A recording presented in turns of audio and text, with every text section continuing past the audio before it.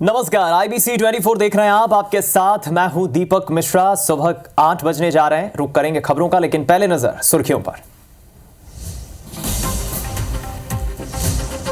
गौवंश हत्या मामले में सरकार का बड़ा एक्शन, हटाए गए सिवनी कलेक्टर और एसपी। संस्कृति जैन होंगी नई सिवनी कलेक्टर। मध्य प्रदेश बीजेपी अध्यक्ष वीडी शर्मा अमरवाड़ा में कार्यकर्ता सम्मेलन को करेंगे संबोधित। कार्यकर्ताओं के साथ बैठक के बाद शाम को दिल्ली होंगे रवाना। MPPSC 2024 की प्रारंभिक परीक्षा आज, 2 पाली में होंगे एग्जाम्स। 1,83,000 अभ्यर्थी परीक्षा में होंगे शामिल। MP में आज से पल्स पोलियो अभियान की होगी शुरुआत। 5 साल तक के बच्चों को पिलाई जाएगी पोलियो की दवा। आज भोपाल और इंदौर पहुंच सकता है मानसून। प्रदेश में रुक रुक कर बारिश होने की संभावना। वातावरण में नमी के चलते बढ़ी उमस।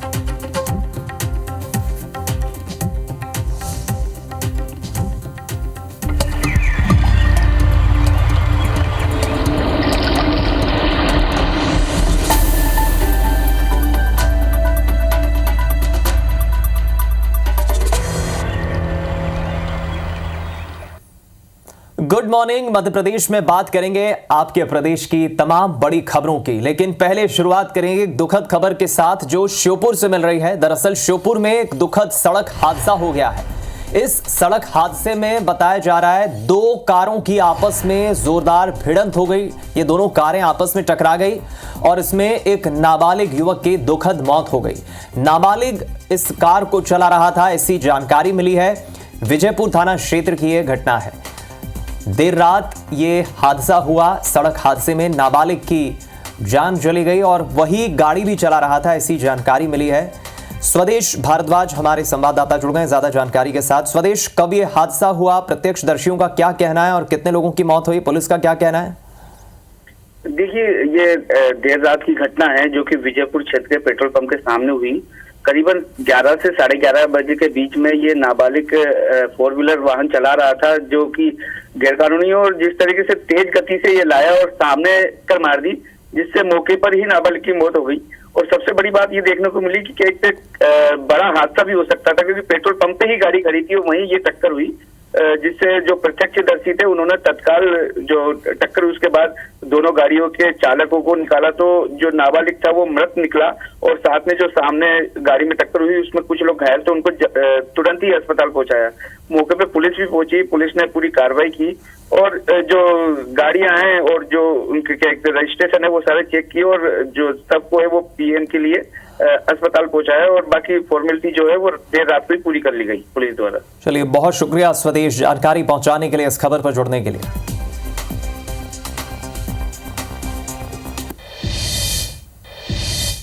अब अगली खबर का रुख करते हैं। खबर उज्जैन से है, जहां ABVP के कार्यकर्ताओं ने एक निजी स्कूल में जमकर तोड़फोड़ की।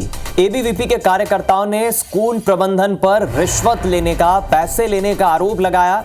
ABVP कार्यकर्ताओं का कहना है कि स्कूल प्रबंधन TC के बदले रुपयों की मांग कर रहा है, पैसों की डिमांड कर रहा है और यही कारण रहा कि अचानक माहौल बिगड़ा। कार्यकर्ताओं ने यहां जमकर पथराव किया। इसमें स्कूल स्टाफ की एक महिला शिक्षक घायल हो गई।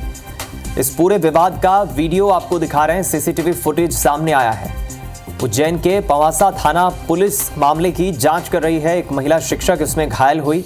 ABVP कार्यकर्ता बड़ी संख्या में पहुंचे और उन्होंने विवाद शुरू कर दिया। ये देखिए तस्वीरें, किस तरह ABVP के कार्यकर्ता पहुंचे और कुछ 2 से 3 शख्स पत्थर उठाकर फेंकते नजर आ रहे हैं। इनका आरोप है कि स्कूल प्रबंधन ने रिश्वत की मांग की, पैसों की डिमांड की। अगर ऐसा कुछ था तो इस पर जरूर आगे कार्रवाई होती, पुलिस में शिकायत करना चाहिए थी, लेकिन इस तरह माहौल खराब करना, तोड़फोड़ करना, पत्थरबाजी करने का हक कार्यकर्ताओं को किसने दिया? पुलिस हालांकि अब मामले की इन्वेस्टिगेशन कर रही है, जांच पड़ताल कर रही है।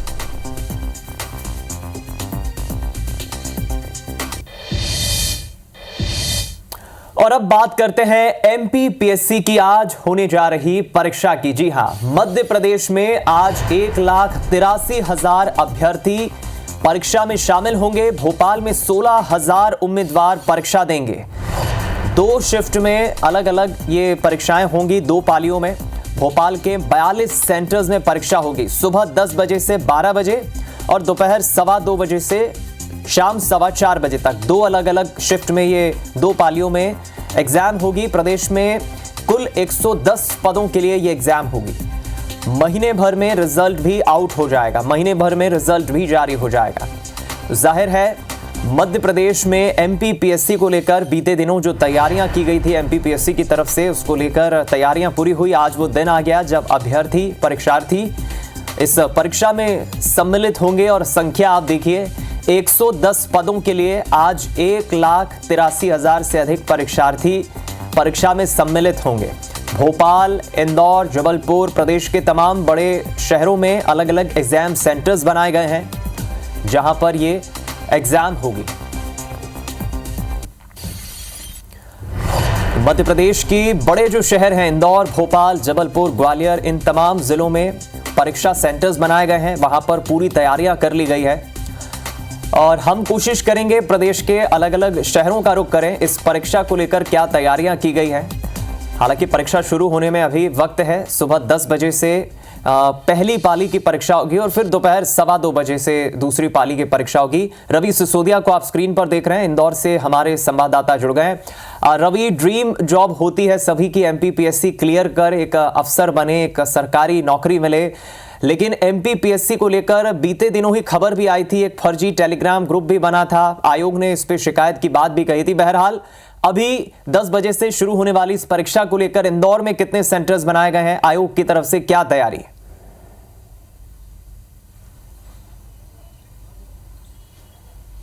देखिए, सबसे बड़ी बात है कि क्योंकि बारिश का मौसम है, ऐसे में खासा इंतजामात जो है वो आयोग ने किए हैं। लाइट की समस्या ना हो, बिजली की समस्या ना हो, इसलिए सभी सेंटर्स पर जो है वो जनसेट लगाए गए हैं, जनरेटर लगाए हैं। चूँकि 10 बजे से पेपर शुरू होना है।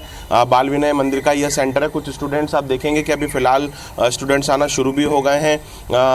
प्री एग्जामिनेशन है, यह पहला जो पेपर है वो 10 बजे से शुरू होगा। दूसरा जो पेपर है वो बताया जा रहा है 2:15 से शुरू होगा। यानी कि पहले जो पेपर है उसके अंदर जनरल नॉलेज और उसके बाद में लॉजिकल रीजनिंग, मैथ्स और इसके अलावा जो अन्य सब्जेक्ट हैं उनकी एग्ज़ाम होना है। तो सारे जो स्टूडेंट्स हैं वो लगभग सेंटर्स पर आना शुरू हो गए हैं। अभी मैं अगर बात करूं तो 9 बजे के आसपास आपको अच्छा खासा क्राउड देखने को मिलेगा, क्योंकि 9:30 बजे के बाद जो है वो यहाँ पर एंट्री जो है वो बंद हो जाएगी। 10 बजे से जो है पेपर जो है वो शुरू हो जाएंगे। अगर इंदौर की हम लोग बात कर लेते हैं तो इंदौर के लगभग जितने सभी सेंटर्स हैं उन सेंटर्स पर माकूल व्यवस्था की गई है। खासकर ये ध्यान रखा गया है क्योंकि अभी ये जो मौसम है परिवर्तित होता मौसम है, अभी बारिश शुरू नहीं हुई है और ऐसे में हल्की फुल्की बारिश और धूप के साथ साथ उमस की काफ़ी समस्या है। तो कुछ सेंटर्स ऐसे भी हैं जहां पर स्टूडेंट्स को के लिए कूलर्स भी लगवाए गए हैं, पानी की भरपूर व्यवस्था की गई है। यानी कि आयोग द्वारा वे सभी माकूल व्यवस्था की गई है जो इस परीक्षा को लेकर बच्चों को किसी प्रकार की कोई समस्या नहीं आई है। जो स्टूडेंट्स हैं, जो परीक्षार्थी हैं, इनको किसी प्रकार की कोई समस्या नहीं आए। तो लगभग सभी माकूल व्यवस्थाएं सभी सेंटर्स पर कर दी गई है। सबसे खास और बड़ी बात, जिस तरीके से कल रात को शाम से एक टेलीग्राम पर जो मैसेजेस चल रहे थे कि जो प्री परीक्षा है उसका पेपर आउट हुआ है, ये सब इसका शाम तक जो है आयोग ने खंडन करते हुए बाकायदा इस मामले में पुलिस की टीम जो है जांच भी कर रही है। और ये पाया गया था कि विजयनगर क्षेत्र में किसी कैफे से एक किसी कोचिंग इंस्टीट्यूट का जो एक पेपर था जो कि टेस्ट जिसको कहते हैं, उसे टेलीग्राम पर डालकर उसे ये बनाने की कोशिश की थी। हालांकि किन लोगों ने किया है इस बारे में भी जो है वो जांच की जा रही है और अभी फिलहाल पेपर शुरू होने में कुछ समय बाकी है। ये एक बड़ी राहत की बात है कि आयोग ने शिकायत की भी बात की है, पुलिस भी अपना काम कर रही है, लेकिन अभ्यर्थियों के मन में जो एक शंका होती है उसको लेकर आयोग ने हर संभव कदम उठाए हैं। बहुत शुक्रिया आपका रवि, इंदौर से हमारे साथ जुड़ने के लिए और ये अपडेट्स हम तक पहुंचाने के लिए। अब रुक करते हैं कुछ और खबरों का। खबर राजधानी भोपाल से है, जहां सिवनी गौवंश हत्या मामले में सरकार ने बड़ा एक्शन लिया है। बड़ा एक्शन क्या लिया है आपको बता दें, सिवनी के कलेक्टर और सिवनी के एसपी दोनों को हटा दिया गया है। लापरवाही बरतने के मामले में सिवनी कलेक्टर और एसपी को हटा दिया गया है। क्षितिज सिंघल को हटाया गया है, साथ ही सिवनी एसपी राकेश सिंह को भी हटाया गया है। इस बात की जानकारी खुद प्रदेश के मुखिया ने सोशल मीडिया साइट एक्स पर पोस्ट करते हुए दी। उन्होंने लिखा कि घटना में सम्मिलित आरोपियों पर कार्रवाई की जा रही है और नृशंस गौवंश हत्याकांड मामले में जिला कलेक्टर और एसपी को हटा दिया गया है। घटना में तमाम जो भी अपराधी होंगे उन्हें बख्शा नहीं जाएगा, रासुका की कार्रवाई भी होगी, मुख्यमंत्री मोहन यादव ने कहा है।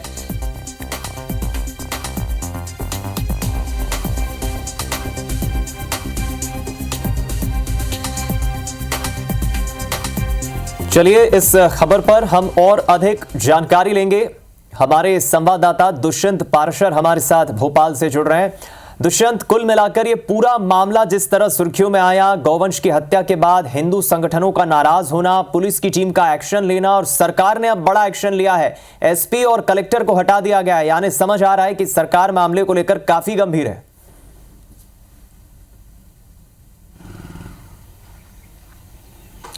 बिल्कुल, देखिए जो तत्कालिक घटना सामने आई उसके बाद से ही लगातार जिस तरीके से विरोध यहाँ पर हिंदू संगठनों का यहाँ पर सरकार को झेलना पड़ा और उसी विरोध के बाद ये कार्रवाई की गई है कि वहाँ से कलेक्टर और एसपी को इस पूरे मामले की जिम्मेदारी देते हुए हटा दिया गया। वहीं दूसरी ओर अगर देखें पूरे मामले को लेकर जब कार्रवाई की गई तो कार्रवाई में नए कलेक्टर और नए एसपी की पदस्थापना भी वहाँ पर कर दी गई है। संस्कृति जैन IAS उनको अब सिवनी जिले का कलेक्टर यहाँ पर नियुक्त किया गया है। वहीं दूसरी तरफ सुनील कुमार मेहता की बात करें तो वो देहात एसपी इंदौर हुआ करते थे, अब उनको एसपी सिवनी जिले का बनाया गया है। साथ ही साथ इस पूरे मामले की अगर बात की जाए तो 19 जून को एक मामला सामने आया था जहाँ पर धूमा, पिंडरई और अन्य थाना इलाके में इस तरीके से गौवंश के शव जो है वो मिले थे और उसके बाद कार्रवाई में लेट लतीफ़ी की गई। लगभग 24 से 48 घंटे तक कोई कार्रवाई नहीं की गई, जिसके बाद 20 जून को दोबारा से एक मामला पिंडरई में सामने आया और उसके बाद जमकर विरोध जो है इस पूरे मामले को लेकर हुआ। और कहीं ना कहीं जब मामले में अगर पहले ही दिन कार्रवाई कर दी जाती तो कहीं ना कहीं इस तरीके का माहौल जो है इलाके में नहीं बनता और दूसरी पूरी जो घटना की पुनरावृत्ति जो है वो दोबारा से नहीं हो पाती। इसी मामले को ध्यान में रखते हुए सरकार ने इस पूरे मामले पर कहीं ना कहीं आक्रोश व्यक्त किया। सरकार के आक्रोश के चलते एसपी और कलेक्टर को हटा दिया गया। फिलहाल इस पूरे मामले को लेकर अब नए सिरे से जांच जो है वो की जाएगी और जांच के बाद दोषी जो भी पाया जाएगा उनके खिलाफ में कड़ी से कड़ी कार्रवाई की बात मध्य प्रदेश के मुखिया डॉक्टर मोहन यादव ने कही है। ठीक है, बहुत शुक्रिया आपका दुष्यंत इस खबर पर हमारे साथ जुड़ने के लिए, जानकारी साझा करने के लिए। इधर अगली खबर का रुख करते हैं। भोपाल से ही ये खबर है जहां लो फ्लोर बस की जो हड़ताल चल रही थी वो हड़ताल अब खत्म हो गई है। आज से भोपाल की 6 रूटों पर लो फ्लोर बसें दौड़ने लगेंगी, चलना शुरू हो जाएंगी। दरअसल आयुक्त नगर निगम BCLL CEO के आश्वासन मिलने के बाद हड़ताल खत्म करने का फैसला ड्राइवर कंडक्टर्स ने ले लिया। 6 माह का PF ऑपरेट जमा करेंगे ऑपरेटर और साथ ही 149 बसों में कंडक्टर्स की जो संख्या है 400 है, उनकी यूनिटी थी, एकजुटता थी, हड़ताल पर गए थे। यात्रियों को थोड़ा अब लाभ मिलेगा। आवागमन में जो परेशानी आम यात्रियों को लोकल भोपाल में ट्रैवल करने के लिए हो रही थी, यात्रियों को काफ़ी परेशानी हो रही थी, ऐसे में अब थोड़ी राहत की सांस उन यात्रियों को भी मिलेगी। हड़ताल खत्म करने का फैसला ड्राइवर कंडक्टर्स ने लिया। लो फ्लोर बसें आज से भोपाल की सड़कों पर दौड़ती नजर आएंगी।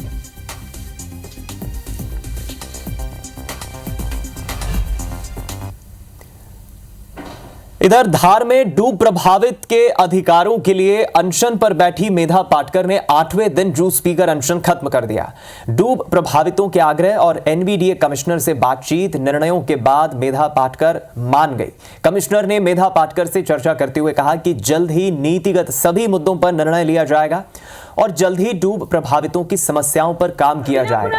वहीं चेतावनी भरे लहजे में मेधा पाटकर ने कहा कि अब आश्वासन नहीं, धरातल पर काम चाहिए। अगर फिर से 2023 जैसे डूब के हालात बनते हैं तो इस बार जल समाधि लेनी पड़ेगी, वो भी ले लेंगे। 1 अगस्त 2017 को तो उन आदेशों का आज तक संपूर्ण पालन नहीं हुआ है। सभी ने आश्वासन दिया है, प्रशासन और शासन के प्रतिनिधि के रूप में हम लोगों ने भी आश्वासन दिया है कि शासन की नीति के अनुसार जो भी यहाँ पे अभी परिस्थितियां हैं और जो भी हमारे कार्य अभी बचे हुए हैं उन सब कार्यों को अविलंब उन सब कार्यों को पूर्ण किया जाएगा। जन का संबंध है।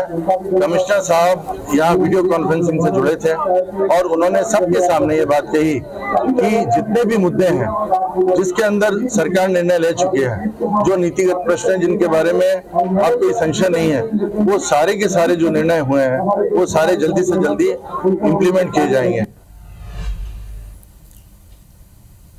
मोदी कैबिनेट में मंत्री बनने के बाद पहली बार हरदा पहुंचे सांसद दुर्गादास उइके के तेवर बदले नजर आए। दरअसल मीडिया के सवालों से वो बचते नजर आए। उन्होंने विकास संबंधी सवाल पूछने पर चुप्पी साध ली।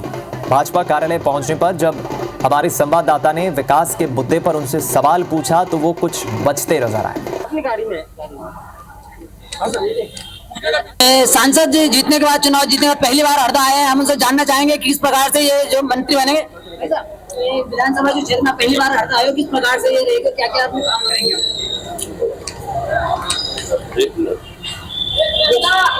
हेलो, उजाले में चलो ना, लाइट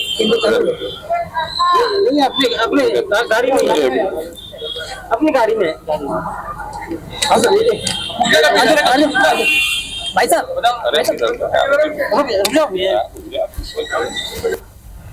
इंदौर से बड़ी खबर है, जहां इंदौर में देर रात बीजेपी नेता मोनू कल्याणे की गोली मारकर हत्या कर दी गई। बड़ी खबर, इंदौर के चिमनबाग चौराहे पर बीजेपी नेता की हत्या की गई। पुरानी रंजिश के चलते कुछ बदमाशों ने बीजेपी नेता मोनू कल्याणे को गोली मार दी और उसे मौत के घाट उतार दिया।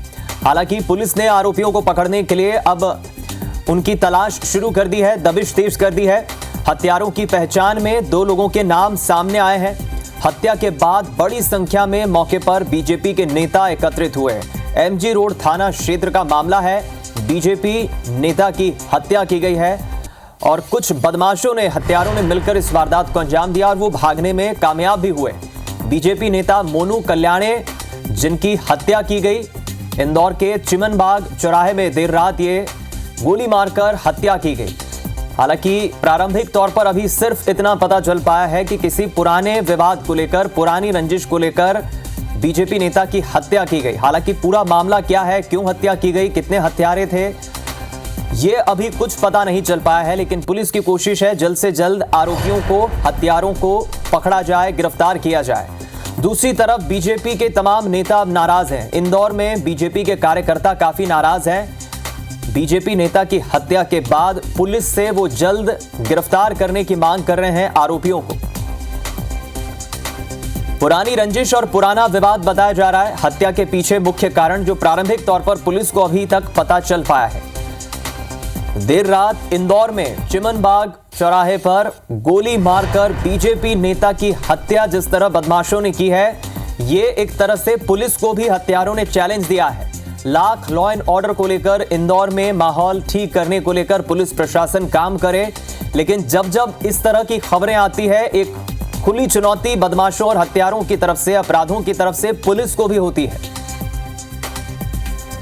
ज्यादा जानकारी लेंगे हम इंदौर से, हमारे संवाददाता रवि सिसोदिया हमारे साथ जुड़ गए हैं। रवि, अगर देर रात इंदौर के चिमनबाग चौराहे पर इस तरह से किसी बीजेपी नेता को गोली मार दी जाए, उसकी हत्या कर दी जाए, तो ये तो खुली चुनौती पुलिस को भी हत्यारों ने दी है। बीजेपी नेता क्या मांग कर रहे हैं, पुलिस इन्वेस्टिगेशन कहां तक पहुंची है?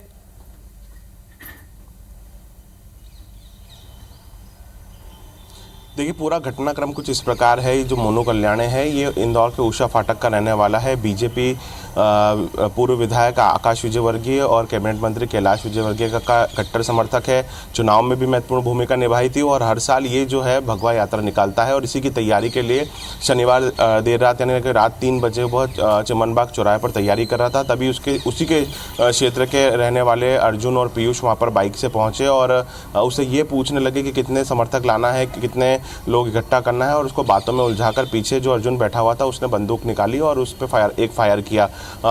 आसपास के लोग जो हैं उनको हटाने के लिए पहले एक और राउंड फायर किया गया था और जब गोली लगी तो उसके दोस्त जो है उसको अस्पताल लेकर पहुंचे, लेकिन मौके पर उसकी अस्पताल ले जाते हुए उसकी मौत हो गई। इस मामले में ये बात ज़रूर निकल के आई है कि पीयूष और जो अर्जुन है उसकी मोनू कल्याणे से काफ़ी रंजिश थी और इस रंजिश के चलते ही जो है उसे गोली मारी गई है। और इस पूरे घटनाक्रम में अगर बात की जाए तो देर रात ही पूर्व विधायक आकाश विजयवर्गीय जो है परिजनों से मिलने उनके घर पहुंचे थे। फिलहाल इस मामले में पुलिस ने 2 आरोपियों की जो इन दोनों ही आरोपियों को आइडेंटिफाई कर लिया है। इनकी तलाश के लिए क्राइम ब्रांच की अलग अलग टीमें बनाई गई है और पुरानी रंजिश के चलते फिलहाल इस हत्या को अंजाम दिया गया है। जी चलिए, बहुत शुक्रिया आपका रवि, जानकारी पहुंचाने के लिए। इस खबर पर हमारे साथ जुड़ने के लिए। बेहद सनसनीखेज खबर है, पुलिस मामले की जांच कर रही है। बढ़ते हैं अब अगली खबर की ओर। राजधानी भोपाल से अगली बड़ी खबर है, जहां आज से पल्स पोलियो अभियान की शुरुआत होने जा रही है। 25 जून तक ये पल्स पोलियो अभियान चलेगा। इसके तहत 5 साल तक के छोटे नन्हे बच्चों को पोलियो की दवा पिलाई जाएगी। 2 बूंद जिंदगी के बच्चों को पिलाए जाएंगे। भोपाल के जेपी अस्पताल में सुबह 9 बजे से मुख्य कार्यक्रम होगा, जिसमें प्रदेश के उप मुख्यमंत्री राजेंद्र शुक्ल, साथ ही स्वास्थ्य राज्य मंत्री नरेंद्र शिवाजी पटेल शामिल होंगे। मुख्य कार्यक्रम भोपाल में होगा।